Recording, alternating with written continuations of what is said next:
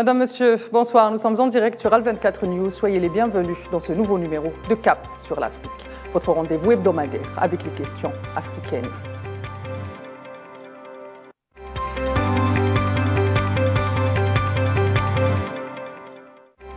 Depuis près d'une semaine, le monde semble avoir perdu son humanité, le monde semble avoir sombré dans l'horreur. C'est dans le silence et l'indifférence que les Palestiniens se meurent sous les bombardements de l'entité sioniste. Les images qui nous parviennent sont le seul témoin du martyre du peuple palestinien. Depuis 75 ans, les moyens employés par l'entité sioniste sont sans limite et les 6000 bombes larguées durant cette semaine viennent confirmer ce que les médias mainstream se donnent tant de mal à cacher. Dans les territoires occupés, l'objectif est clair, éradiquer la population palestinienne, une opération ethnique qui se joue sous le regard complice de l'Occident. Apartheid, torture, viol, intimidation, massacre d'enfants.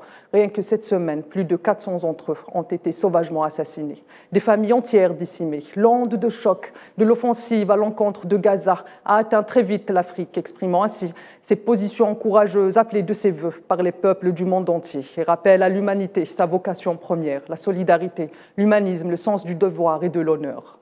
Refusant toute forme de normalisation aussi longtemps que les Palestiniens ne jouissent pas de leurs droits, à savoir un État indépendant sur la terre palestinienne. Madiba l'avait affirmé, nous ne serons pas indépendants aussi longtemps que la Palestine ne le sera pas. Les mots de Madiba résonnent encore dans les cœurs des Africains. De Bamako à Ouagadougou, en passant par Nouakchott à Cotonou, d'Alger à Addis Abeba, à Lévon, vers le Cap, à Douala au Sénégal et la liste des villes africaines qui ont joint leur voix à celle de la Palestine sont nombreuses. Les peuples l'affirment et réaffirment leur soutien à la Palestine face à la sauvagerie de l'entité sioniste. La cause palestinienne, une question africaine, affirment les peuples du continent. Madame, Monsieur, vous l'aurez compris, il s'agit pour nous ce soir de nous pencher sur la question et la lutte du peuple palestinien. Et cet élan panafricain qui le suit. Et pour en parler, j'aurai le plaisir d'être accompagné de François Ndeng, président de African Advisory Board, qui nous rejoint depuis Washington. Bonsoir François, merci d'avoir accepté mon invitation. Je serai également accompagné de Youssef Bousmah, militant de la cause palestinienne. Bonsoir François. Bonsoir Monsieur Youssef. Salam alaikum. Et Gamel Abina nous rejoindra dans un petit moment. Et c'est avec vous que je commence, Monsieur Bousmah. Il y a une question qui préoccupe les peuples du monde entier. Pourquoi l'Occident se complaît dans cette position complice alors que les actes de l'entité sioniste sont clairement racistes et fascistes? C'est une histoire qui est longue. Hein. C'est une histoire sur la longue durée. C'est pas quelque chose qui est d'aujourd'hui. C'est quelque chose qui, pour comprendre cela, il faut comprendre que le colonialisme sioniste est intimement lié à l'expansionnisme occidental dès le début du XXe siècle. Ils ont une histoire commune, le sionisme, et c'est l'histoire de l'Occident. Le sionisme n'est pas quelque chose qui est contraire à l'Occident. Et l'Occident voit dans Israël le moyen de se maintenir au Moyen-Orient, de se maintenir dans la région arabe. Et l'Occident pense qu'Israël est à même de garantir ses intérêts et surtout sa domination. Parce qu'il ne s'agit pas simplement d'établir des relations équitables avec les peuples du Moyen-Orient. Non, pour l'Occident, Israël est le moyen d'imposer sa décision sur une région que l'Occident a toujours convoitée pour le pétrole, mais auparavant c'était pour les routes commerciales entre l'Inde et l'Angleterre, mais c'est aussi après c'est devenu pour le pétrole. Et d'un point de vue général, aujourd'hui, c'est pour des questions stratégiques que l'Occident soutient Israël et que l'Occident va à l'encontre des principes qu'il prétend promouvoir dans le monde. Justement, l'Occident se prétend aujourd'hui être le défenseur de la démocratie, allant jusqu'à punir et sanctionner des États qui sont dans leur droit et dans leur exigence d'être anti-impérialistes. Je fais référence au Mali ou encore au Burkina Faso et bien d'autres pays africains, alors que Israël ou l'entité sioniste qui aujourd'hui assassine des enfants, on l'a vu, on le sait, n'est absolument pas inquiété par des sanctions de l'Union européenne ou encore d'autres capitales européennes. Pourquoi ce deux poids, deux mesures qui interpellent autant les peuples du monde entier et les populations du monde? Et même en Occident, on a vu les populations de l'Occident se mobiliser contre ce deux poids, deux mesures. Oui, c'est un deux poids deux mesures qui existe depuis le départ parce que c'est le deux poids deux mesures de larrons qui se soutiennent.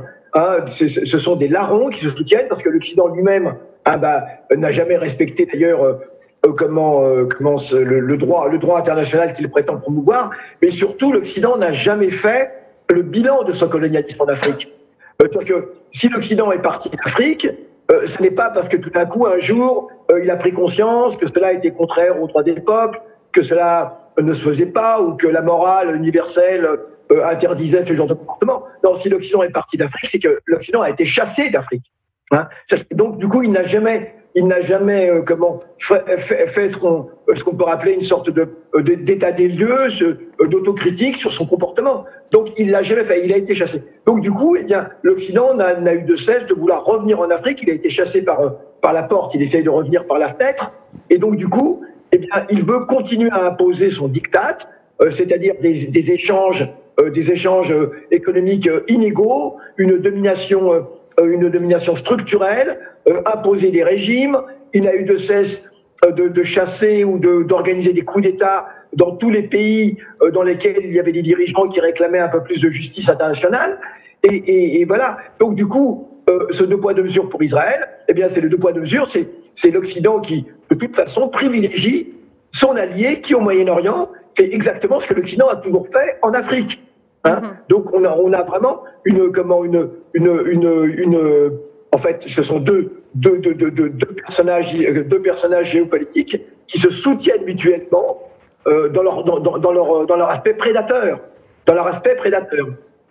Très bien. Je passe à vous, François, et je pense qu'un point historique s'impose à nous. L'idée d'implanter un État sioniste a d'abord commencé par des visées africaines. Pouvez-vous nous en dire plus ?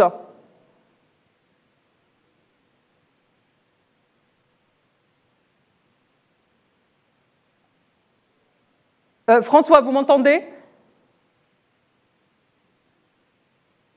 Très bien, je reviens vers vous, Youssef Bousmah. Vous avez commencé à émettre l'idée qu'aujourd'hui, c'est l'atavisme finalement de la douleur coloniale. Je rappelle qu'en Afrique aujourd'hui, les jeunes générations sont pour la plupart la première génération à naître indépendante dans leur pays, c'est des jeunes nations. Est-ce que c'est l'atavisme de la douleur coloniale qui fait aussi cet élan de solidarité sans faille à toute épreuve? À chaque fois que Gaza a été sous l'offensive sioniste et même tout au long, aujourd'hui, l'Afrique, les peuples d'Afrique et beaucoup d'États africains aussi expriment l'idée qu'aujourd'hui, ce colonialisme doit cesser. Est-ce que c'est ce point qui fait aussi la jonction entre les peuples? Mais bien sûr, c'est ce point.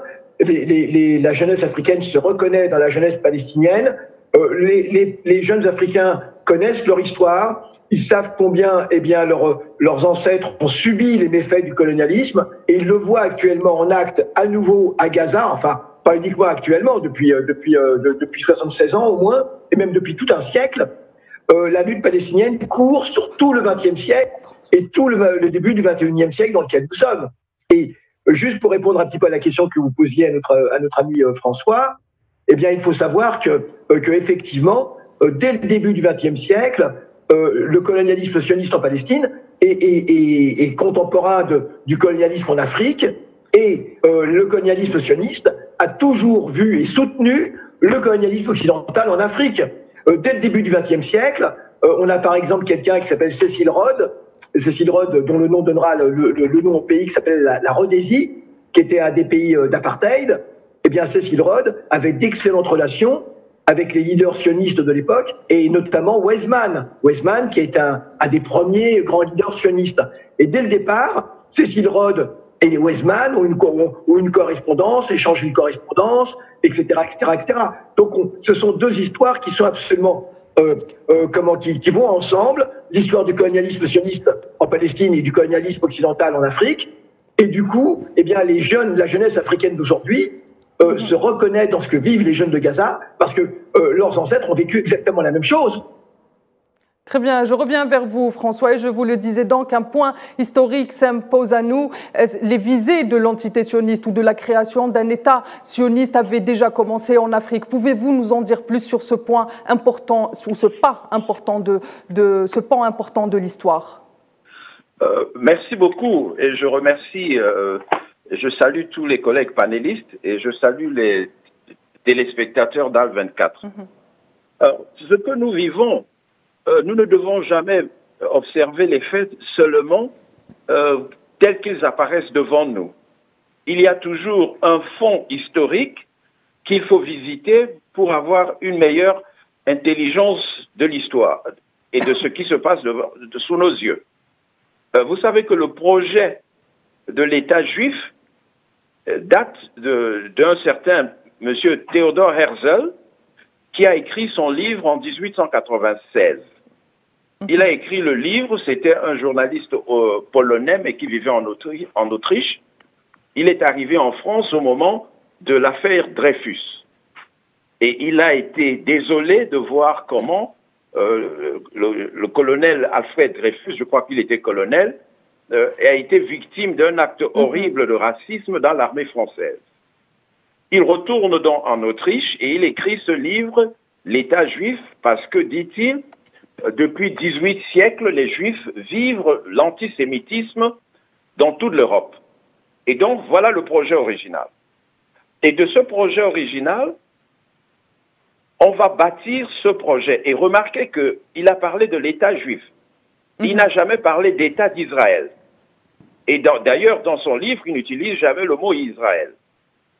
Et il y aura un congrès à Bâle, en Suisse, et dans ce congrès, il y aura même le projet d'aller créer l'État d'Israël, figurez-vous, l'État juif en Ouganda.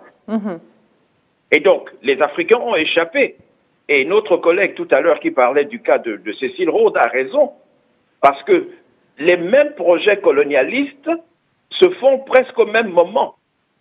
N'oubliez pas que la conférence de Berlin a eu lieu du 15 novembre 1884 au 26 février 1885. Donc nous sommes toujours dans cette zone où l'Europe se croit superpuissante et peut s'étendre partout. Et ce que je veux insister, s'il faut insister ici, c'est dire que le projet de l'État juif est un projet qui, par sa nature, bien sûr,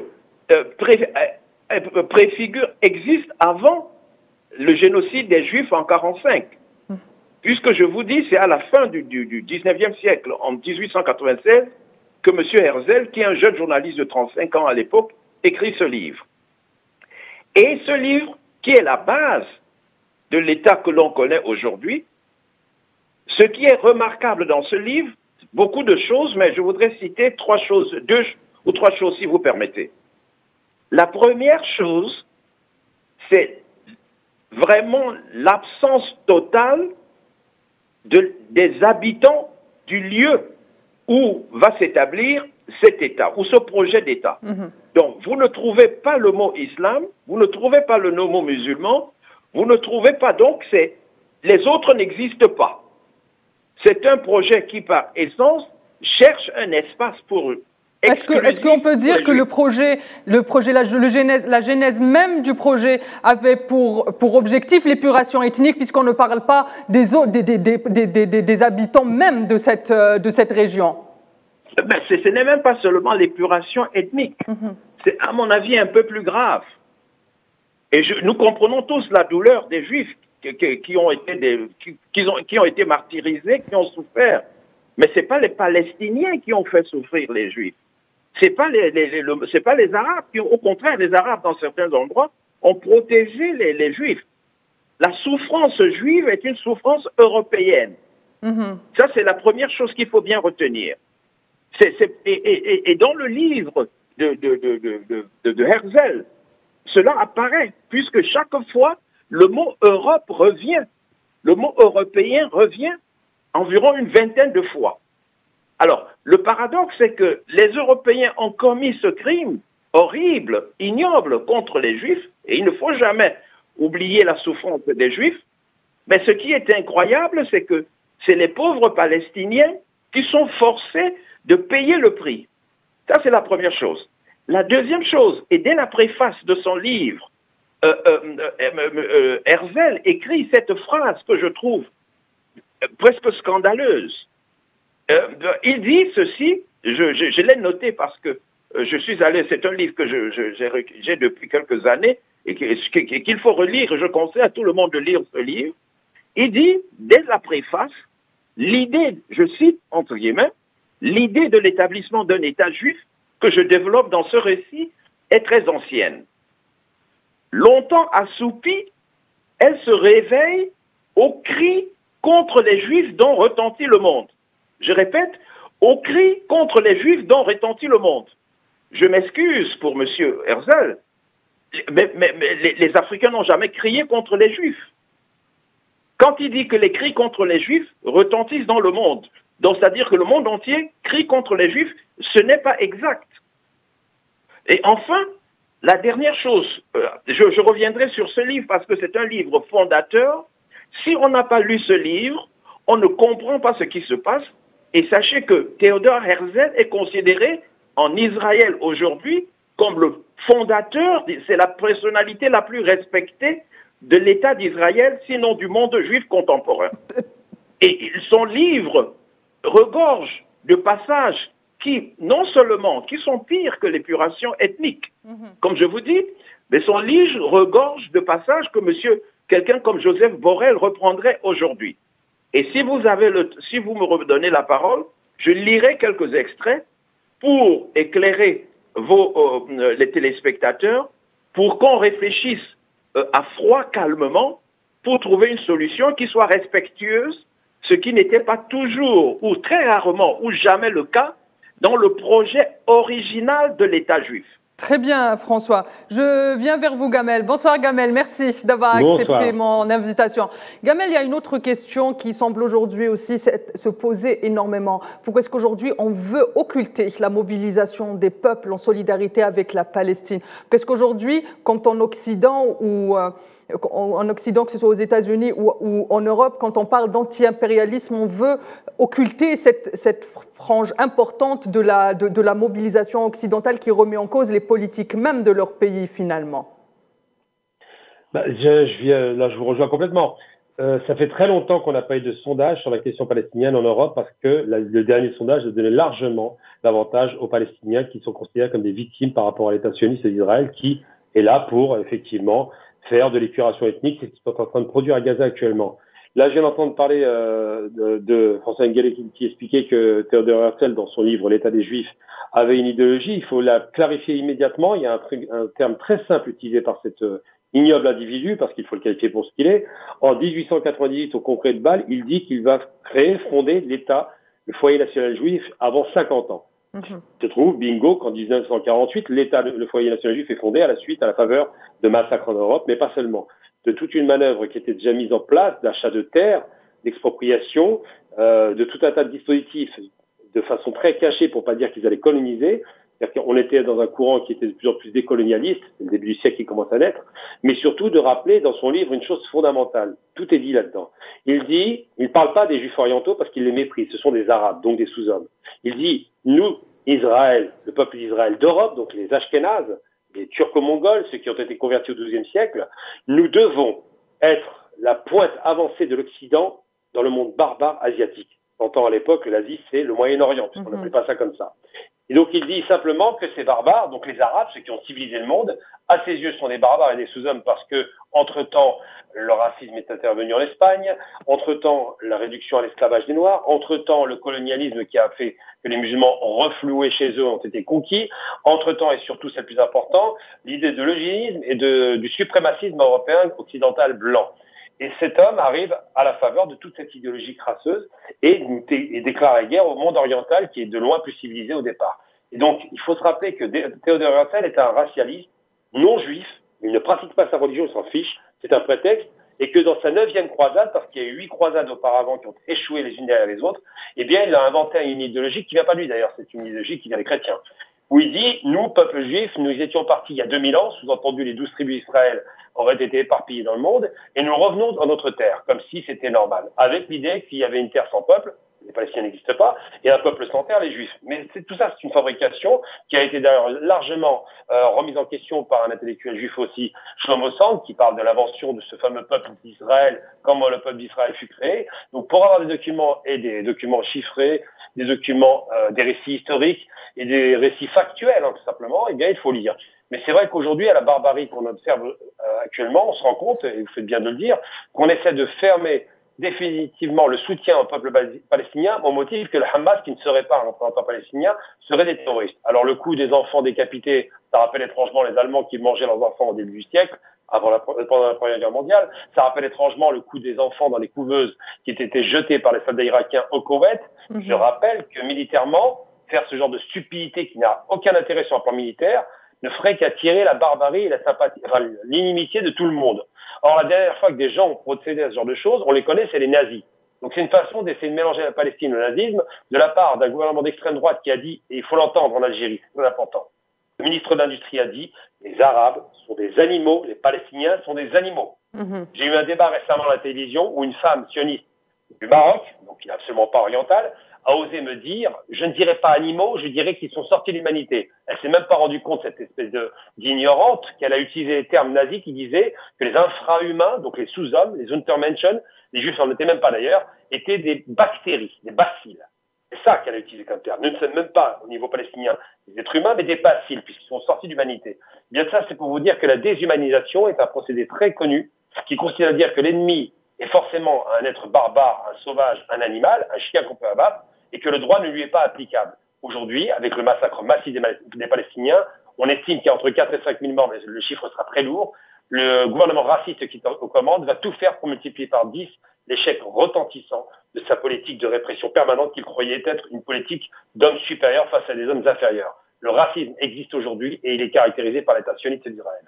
Très bien, Gamel. Je reviens vers vous, Monsieur Bousemah. Depuis de longues années maintenant, quand on parle de la solidarité africaine, on a tendance à penser qu'à la solidarité nord-africaine, c'est-à-dire à la solidarité arabe, alors que au sein même de l'unité africaine, la Palestine est la cause. La Palestine est la cause de l'unité africaine et aujourd'hui de l'Union africaine. On peut notamment citer le fait que des observateurs de la diplomatie sioniste on leur a demandé de quitter la salle de l'Union africaine lors du dernier sommet de l'Union africaine.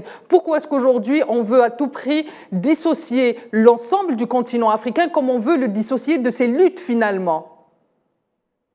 Alors d'abord, il faut dire que on a affaire à des gens qui ne connaissent pas l'histoire.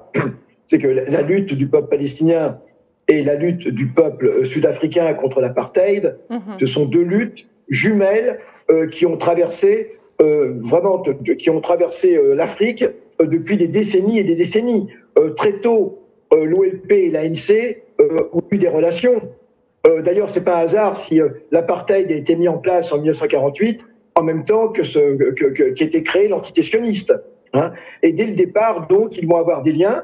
Peu de gens savent, par exemple, que des parachutistes sud-africains, donc de l'Afrique du Sud d'apartheid, ont participé à la guerre des 6 jours.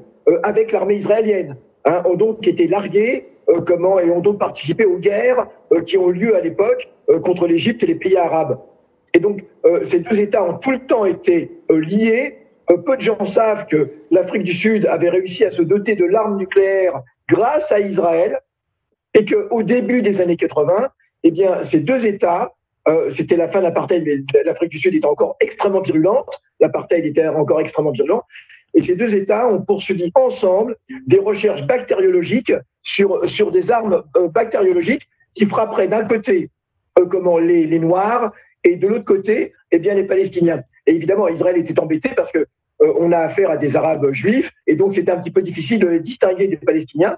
Donc le problème était d'isoler des génomes qui permettraient d'armes bactériologiques qui permettaient de frapper uniquement les Palestiniens. En tout cas, ils ont tout le temps été ensemble. Ensuite, Israël a soutenu tous les régimes les plus antipopulaires et a permis d'éliminer des tas de leaders africains. C'est pour ça que l'OUA est extrêmement sensible à la question de Palestine aujourd'hui, et surtout l'Afrique du Sud, l'ANC, on l'a vu avec l'Algérie, l'Afrique du Sud et l'Algérie ont été les deux États qui ont tout fait pour contrarier l'offensive d'intégration d'Israël comme observateur au sein de l'UA, tel que le pouvoir marocain voulait le faire encore récemment.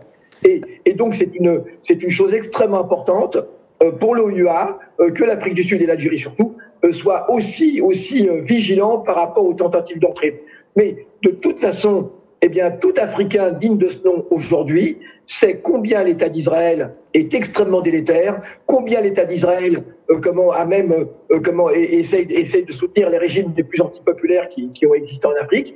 Et c'est pour ça que beaucoup se défient absolument d'Israël et de tous ceux qui, en Afrique, voudraient faire entrer Israël dans le UAM, ne serait-ce qu'en tant qu'observateur. Voilà, donc c'est quelque chose d'important à dire. Il faut être vigilant par rapport à cela. Et nous sommes aujourd'hui heureux que cette vigilance ne désarme pas. Très bien. Je reviens vers vous, François. Aux côtés, comme vient de le signaler Monsieur Bousmah, aux côtés des peuples, il y a aussi des États qui ont affiché une position courageuse. Je fais référence à la Tunisie, au Sud-Afrique avec l'ANC, ou encore le Zimbabwe qui a fortement condamné l'offensive sioniste à l'encontre du peuple palestinien à Gaza. La Tunisie, aux côtés de l'Algérie, qui ont aussi refusé, qui ont émis des réserves quant au dernier sommet des États arabes. Quelle lecture faites-vous de ce courage diplomatique, finalement, qui est justement le point culminant de la diplomatie de ces pays-là, le droit des peuples à l'autodétermination?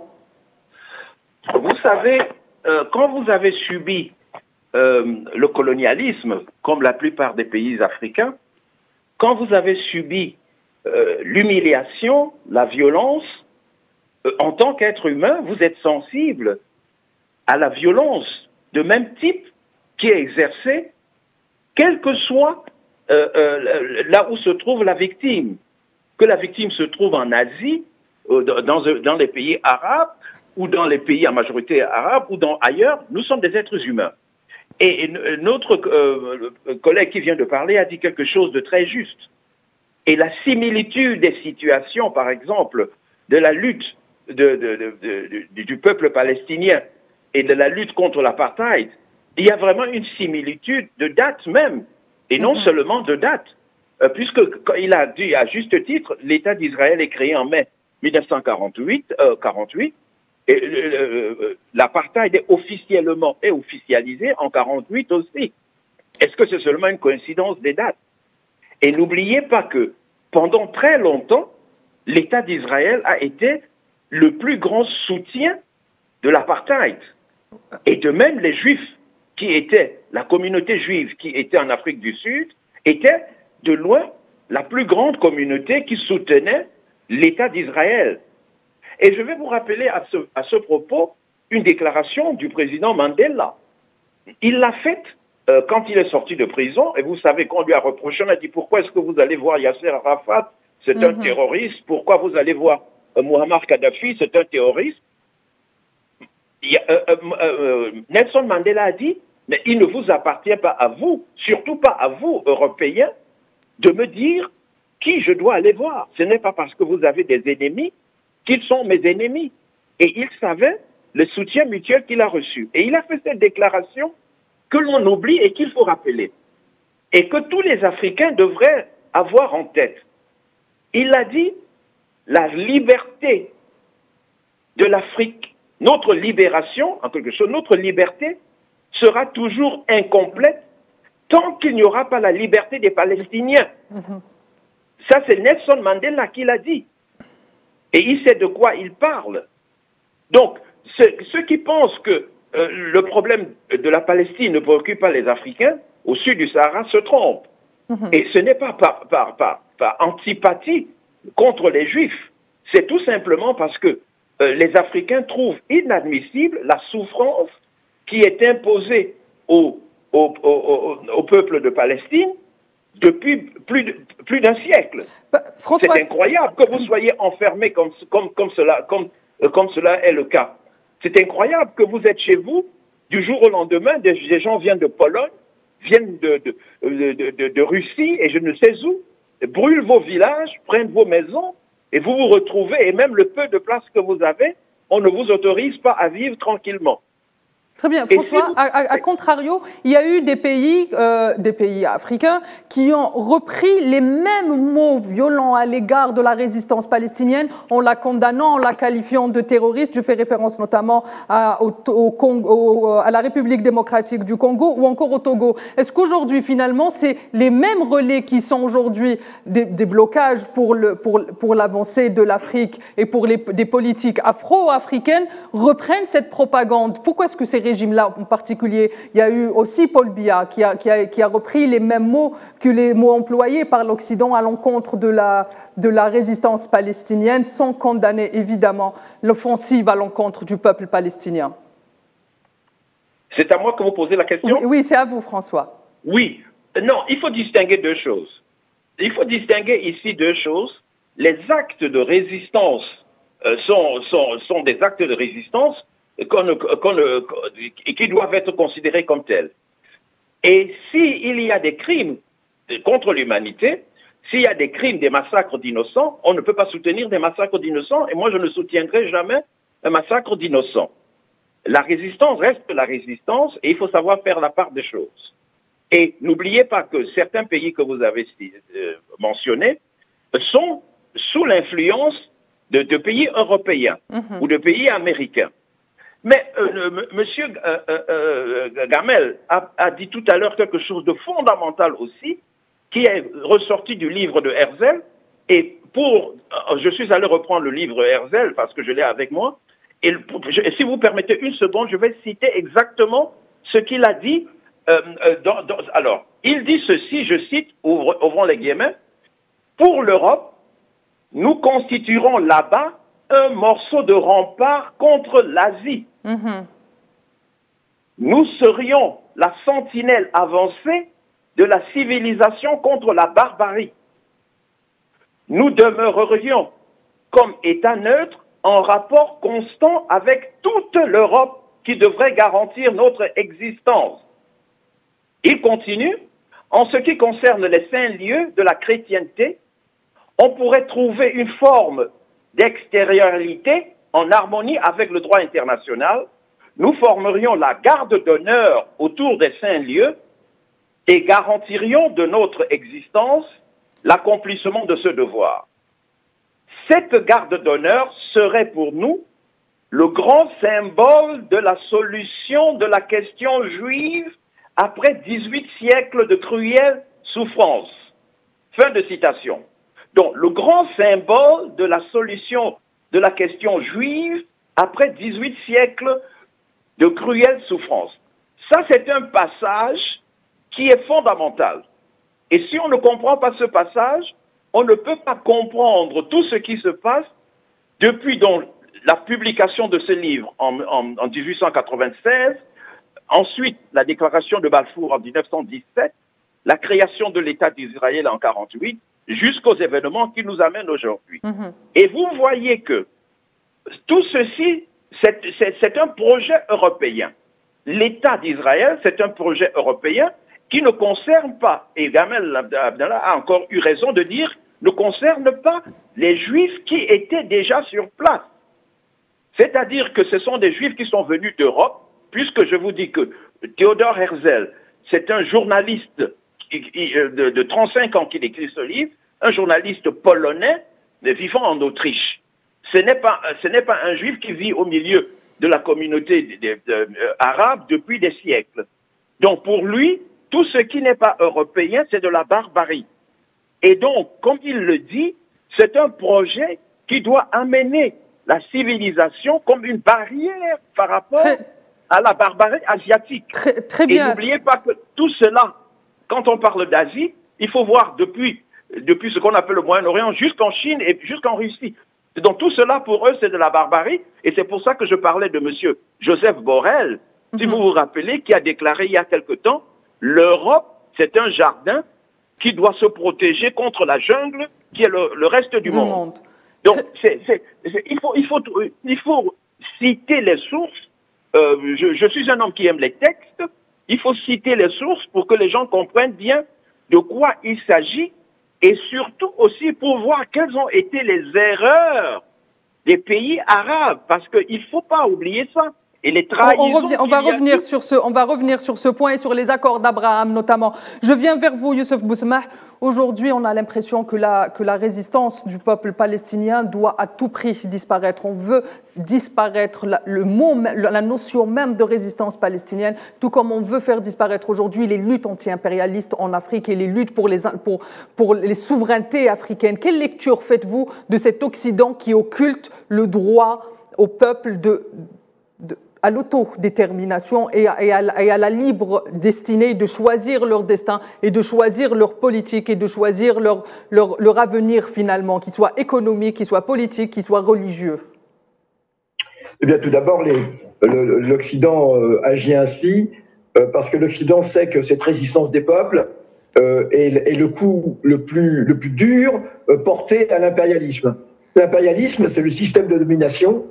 C'est le système de domination qui permet à l'Occident de régner sur le monde aujourd'hui. Et les îlots de résistance qui peuvent exister un peu partout, et particulièrement en Palestine, mais aussi au Liban, au Moyen-Orient, d'une façon assez générale, eh bien, ce sont des résistances qui menacent directement l'ordre impérialiste mondial. Et il faut comprendre le lien qu'il y a entre ces résistances, que ce soit la résistance palestinienne, que ce soit la résistance au Liban, ce qu'on appelle l'axe de la résistance. Il faut comprendre le lien qu'il y a entre cette nécessaire résistance et le sort même des populations européennes et en Occident. Il faut savoir aussi que les populations européennes et en Occident, qui elles-mêmes subissent aussi une domination, la domination du système impérialiste, eh bien il faut savoir que plus le système impérialiste sera contesté, sera ébranlé par les résistances à l'extérieur, comme celle du peuple palestinien, et plus cela apportera une bouffée d'oxygène aux luttes même des classes populaires en Occident. Parce qu'en Occident également, on voit bien que la situation des classes populaires est peu reluisante. On voit à quel point cette domination s'exprime. On l'a vu encore récemment en France avec cette longue lutte sur les retraites, etc., qui malheureusement a échoué, mais qui montrait bien la détermination des travailleurs ici à ne pas se laisser faire. Eh bien, il faut comprendre que c'est la résistance palestinienne, d'une certaine façon, eh bien, elle menace l'ordre impérialiste. C'est la raison pour laquelle l'ordre impérialiste est si acharné à la combattre. C'est la raison pour laquelle l'ordre impérialiste et les puissances impérialistes, d'une façon générale, eh bien, le soutien qu'elles apportent à Israël est directement lié à cela. Elles savent que cette résistance, eh bien, constitue une épine qui demain peut entraîner, peut donner, par son exemplarité, eh bien, peut inciter d'autres populations à se soulever et à contester l'ordre impérialiste. C'est la raison pour laquelle l'Occident est si acharné dans son soutien à Israël et d'ailleurs et à contester la lutte palestinienne, la juste lutte palestinienne depuis aussi longtemps. À votre avis, Monsieur Youssef Bousmah, à votre avis, s'il y a propagation du conflit au Proche ou au Moyen-Orient, va-t-il impliquer directement l'Afrique ou encore la Méditerranée? Mais bien évidemment, les gens doivent comprendre à quel point la résistance du peuple palestinien nous touche directement ici. Pas uniquement au niveau de notre sensibilité d'humaniste, d'arabe ou de défenseur du droit international, mais cette résistance est fondamentale parce que abattre la résistance palestinienne, c'est imposer la domination impérialiste au Moyen-Orient. Et évidemment, cette domination pourra davantage s'exprimer ensuite en Afrique. Si l'impérialisme est fort au Moyen-Orient, il est évident qu'il sera fort également en Afrique. Et si les Palestiniens l'emportent là-bas, ou en tout cas résistent de façon conséquente, avec l'aide d'autres mouvements de résistance qui existent au Moyen-Orient, comme Hezbollah ou autres, eh bien, cela peut inciter des peuples d'Afrique à secouer le joug impérialiste, parce que l'Afrique est encore aujourd'hui, dans une grande mesure, sous le joug impérialiste. Et l'Afrique, d'une certaine façon, n'a pas complètement fini de se libérer, on le voit bien. Donc voilà. Et c'est ce que je voulais dire tout à l'heure, c'est que si certains États africains aujourd'hui ont eu cette position par rapport à la résistance palestinienne, c'est aussi parce qu'il y a des pressions impérialistes qui sont absolument énormes, et aussi parce qu'il y a eu un mensonge total de la part du gouvernement israélien. Je le dis et je le répète, tous les jours, ces derniers jours, je le dis, il n'y a absolument aucune preuve des exactions contre les civils que prétend Netanyahou. On n'a aucune preuve sur ces fameux bébés qui auraient été décapités. On n'a absolument aucune preuve sur ces femmes qui, paraît-il, auraient été violées. On n'a aucune preuve de, paraît-il, cette femme qu'on aurait exhibée toute nue à Gaza. Tout ça est absolument des mensonges. D'ailleurs, même Biden, lors de son voyage récent, a été obligé d'en convenir. Il a dit, c'est un communiqué de la Maison-Blanche, il a dit « Nous n'avons pas trouvé, nous n'avons eu aucune preuve de cette histoire de bébé décapité ». Je signale que sur ces réseaux sociaux, la journaliste qui a affirmé ces allégations a à demi-mot retiré en ne citant pas de source, mais disant que je tenais cela d'une source proche bien sûr. Mais bien sûr, Monsieur Gamal Abina tout à l'heure, notre excellent ami, a eu raison de dire que cela a un parfum d'Irak 91. Tous les mensonges, rappelez-vous, l'Irak, c'était d'abord les couveuses de Kuwait City qui auraient été débranchées par l'armée de Saddam Hussein. Ensuite, ça a été l'anthrax que M. Colin Powell a montré, rappelez-vous, en disant c'est de l'anthrax irakien, on s'est rendu compte que c'était de la farine. Il y a une entreprise de désinformation totale actuellement qui a cours. Mais cela dit, je le répète, cette résistance du peuple palestinien, en fait, eh bien, les Palestiniens se battent également, lorsqu'ils se battent pour la justice, pour eux, ils se battent également pour la justice internationale, ils se battent pour la justice pour tous les peuples, pour tous les peuples. Et d'ailleurs, je tiens à dire que pas uniquement l'Afrique, mais également l'Amérique latine. C'est la raison pour laquelle de nombreux pays d'Amérique latine aujourd'hui ont salué, je pense à des pays comme le Venezuela, comme Cuba, ont salué la résistance palestinienne. Très bien. Donc aujourd'hui, le Sud, on peut dire que le Sud est derrière la cause palestinienne et c'est finalement deux idéologies qui sont en train de se confronter. Je viens vers vous, Gamal Abina. Les pays normalisateurs africains, les pays africains normalisateurs via les accords d'Abraham se sont retrouvés quelque part dans l'embarras avec une population qui a envahi les rues pour soutenir la cause palestinienne. Est-ce que vous pouvez déjà brièvement nous dire c'est quoi les accords d'Abraham et puis quel commentaire faites-vous de la solidarité des peuples face à un gouvernement qui refuse ou bien qui au nom d'intérêts occultes, oublie la cause palestinienne qui est une cause africaine? La cause palestinienne est une cause africaine, c'est indiscutable. Les Sud-Africains l'ont fait, mais pas seulement. Même l'Égypte, qui pourtant a fait les accords honteux en 77-78 avec les accords de Camp David, a quand même demandé le départ de cette délégation dans l'Union africaine. Pas l'OUA, l'Union africaine, c'est une petite erreur de l'UNICEF. Mais pour revenir à nos moutons, la lâcheté de ces dictateurs prouve deux choses. L'État sioniste ne fait la paix qu'avec les dictatures. On se souvient qu'il l'avait fait aussi avec l'Iran. Mais le jour où le Shah d'Iran a été renversé, ce dictateur, eh bien, le peuple iranien a montré sa solidarité immédiate avec la cause palestinienne, tout comme au Maroc.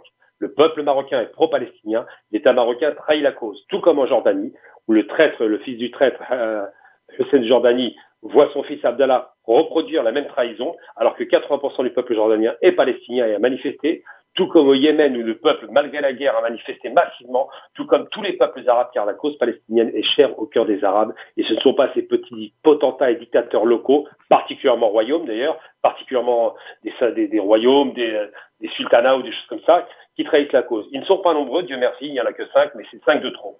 Donc la réalité, c'est que l'immense majorité du monde arabe, toute la population et chez les dirigeants est pro-palestinienne. Ensuite, l'autre aspect, je tiens à souligner, c'est important parce que j'ai entendu plusieurs choses de la part de François, il a raison, mais faites très attention au risque de sémantique. Tous les juifs ne sont pas sionistes, on l'a bien compris. Tous les sionistes sont très loin d'être juifs, on le sait beaucoup moins. 80% des sionistes sont occidentaux et chrétiens. N'oubliez jamais que l'immense majorité des sionistes ne sont pas juifs. Les juifs sont juste là-bas, comme ça, pour garantir la boucherie. Et une chose importante de rappeler, c'est qu'en Afrique du Sud, il y a à peu près 100 000 juifs qui y vivent, mais une grande communauté juive sud-africaine était solidaire des Noirs africains. On se souvient du chanteur Jonathan Clegg, mais pas seulement.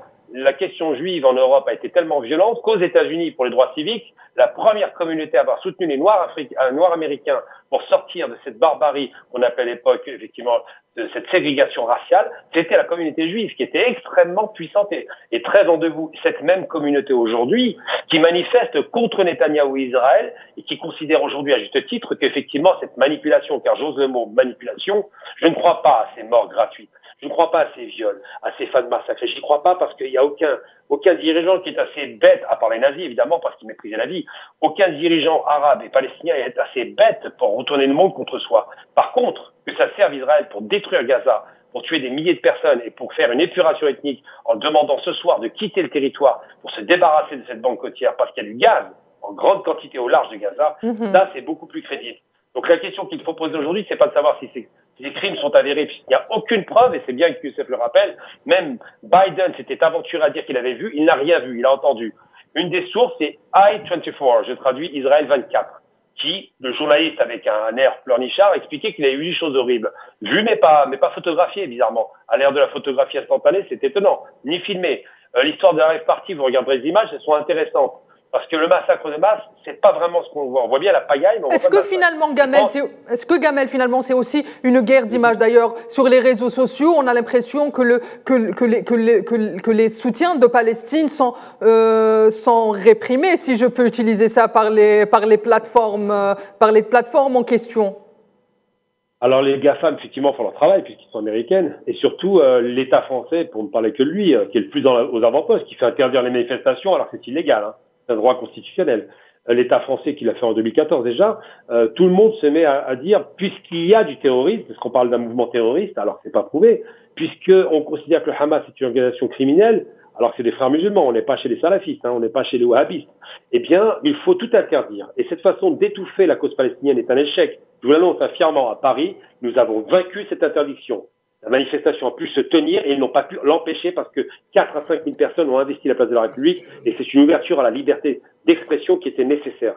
Et bien simplement pour vous dire qu'effectivement, c'est une façon de terroriser, on parle bien de terrorisme intellectuel, les pro-palestiniens en faisant croire que les Palestiniens sont des monstres. Et je finis mon propos avec une chose que je répète partout, tout le temps, et je répéterai jusqu'au bout de ma vie, les Palestiniens sont chez eux. Les Polonais, les Hongrois, les Théodore Herzl était Hongrois, pas Polonais, les Lituaniens, les Ukrainiens, beaucoup d'Ukrainiens, tous ces juifs qui tiennent l'État d'Israël n'ont jamais accepté qu'un juif arabe puisse arriver à la tête de l'État d'Israël. Je parle à la tête du Premier ministre. Hein. Il n'y a jamais eu un seul arabe en plus de 75 ans à la tête de l'État d'Israël.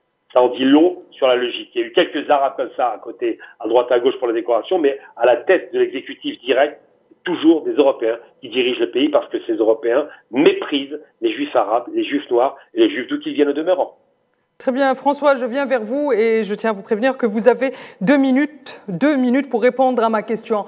Depuis très longtemps, l'entité sioniste veut devenir membre observateur de l'Union africaine. Pourquoi est-ce qu'aujourd'hui, l'Afrique est aussi importante pour l'entité sioniste qui, en plus des visées expansionnistes, veut aussi intégrer ces institutions? Vous avez 2 minutes, François. L'Afrique devient importante non seulement l'Afrique va devenir par la force des choses, un acteur important sur la scène mondiale. Et à l'ONU, les voix de l'Afrique comptent parce que l'Afrique est un gros paquet de voix, c'est le plus grand paquet de voix à l'ONU. Et donc, en même temps, il peut avoir des relations commerciales.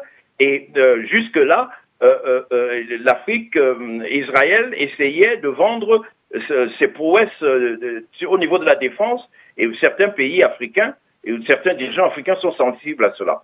Mais pour terminer, je ne voudrais pas qu'on termine cette émission sans parler de où va-t-on? Où allons-nous? Parce qu'il faut trouver une solution. Les choses ne peuvent pas rester en l'état, c'est impossible. On ne va pas laisser disparaître le peuple palestinien comme les Indiens ont disparu. Et ce peuple a le droit d'avoir sa terre, d'avoir son État, et il manifeste une résistance admirable depuis. Et le président Poutine a dit quelque chose de très important il y a quelques jours, c'est que les États-Unis on se sont accaparés de ce problème. Si vous vous rappelez qu'en 2003, il y avait ce qu'on appelait le quartet, qui était considéré composé des États-Unis, des Nations Unies, de l'Union européenne et de la Russie. Et s'il y avait ce quartet qui avait un processus de paix, qui pouvait imposer, parce que là, il faut imposer à Israël la solution des 2 États. Mais s'il n'y a que les États-Unis, je ne crois pas que cela soit possible. Et enfin, est-ce que vraiment la solution des 2 États, est-ce que c'est la solution viable? Est-ce qu'on ne peut pas avoir un État où les deux entités, les deux groupes vivre ensemble et pratiquent la démocratie? Très bien, François. Malheureusement, c'est la fin du temps qui nous est imparti. Youssef Bousmah, très vite, vous avez 30 secondes pour un dernier mot. eh bien, le dernier mot, c'est surtout la résistance palestinienne qui va le donner. Parce que je suis convaincu qu'elle va triompher. Je suis convaincu qu'elle va triompher. Le peuple palestinien va vivre. Palestine vivra, ça c'est évident. Et c'est un peuple qui a la peau dure, qui depuis un siècle se bat. Et je doute qu'Israël réussisse son projet. Mais je dis honte à tous les médias occidentaux et à tous les occidentaux qui aujourd'hui soutiennent l'agresseur contre la victime. Voilà. Et tout ce qu'on peut dire, c'est un message d'espoir pour le peuple palestinien. Et je ne peux qu'encourager tous les peuples d'Afrique à poursuivre leur juste soutien à la cause palestinienne, car c'est réellement la cause de la justice. Très bien, merci Youssef Bousmah. Je viens vers vous, Gamel. Vous avez 30 secondes pour un dernier mot. Israël a déjà perdu. Ils se sont vantés d'avoir les meilleurs services de renseignement. Échec. Mossad, échec. Shin Bet. Ils se sont vantés d'avoir un mur à 3 milliards qui était infranchissable. Échec total et ridicule. Ils se sont vantés d'avoir un bouclier soi-disant de fer qui était chargé d'empêcher les missiles de passer. C'est un échec. Aujourd'hui, le grand perdant de cette histoire, même s'il massacre les Palestiniens, c'est le criminel de guerre Netanyahou qui va payer très cher. Et je finirai par un mot à l'âme de mon père, Rahmou, qui disait Tahia al-Palestine. Je reprends pour moi-même Tahia al-Palestine et il gagnera quoi qu'il arrive. Très bien, merci Gamel. Messieurs, merci de m'avoir accompagné. Je rappelle que j'étais accompagné de François Ndeng, président de l'African Advisory Board, de Youssef Bousmah, militant de la cause palestinienne, et de Gamel Abina, expert des questions internationales. Messieurs, c'est sur ces notes positives que s'achève ce cap sur l'Afrique, avec tout autant d'espoir pour notre continent. Madame, monsieur, excellente suite des programmes sur Al 24 News.